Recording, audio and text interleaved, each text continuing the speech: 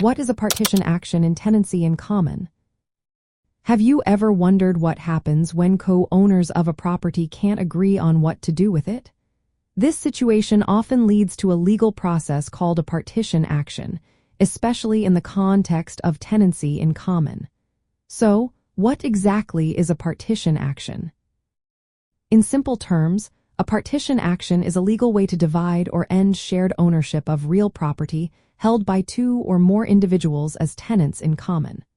When you own property as tenants in common, each person has an undivided interest in the property. This means that everyone has the right to use the entire property, but their ownership shares can be unequal. Unlike joint tenancy, tenancy in common does not include the right of survivorship.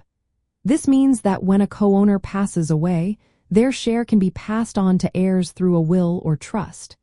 This aspect can complicate matters, especially when multiple heirs inherit a property together. When co-owners cannot agree on what to do with the property, whether to sell, rent, or keep it, they may initiate a partition action. This legal action helps resolve disputes by allowing each owner to enjoy their interests separately.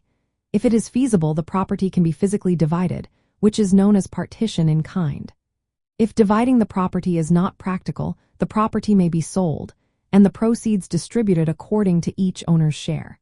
This is referred to as partition by sale. Partition actions often arise in various situations. For example, family members who inherit property together may disagree on its future. Business partners dissolving a partnership or friends who co-own property but disagree on its management may also find themselves in this situation. The process usually starts with an attempt to reach a voluntary agreement among co-owners. If that fails, one or more co-owners can file a partition lawsuit to compel the division or sale of the property. From the perspective of estate planning, partition actions are significant because interests held in tenancy in common are considered probate assets. When property is inherited by multiple heirs, disagreements can lead to partition actions, impacting estate planning goals. Proper planning with wills or trusts can help control the right to partition by including specific provisions about property management or sale. However, without such agreements, any tenant in common has the legal right to seek partition to protect their ownership interests.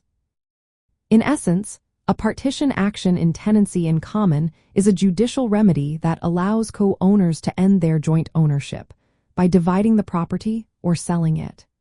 This ensures that each owner can realize the value of their share independently, which is particularly relevant in estate planning and elder law contexts.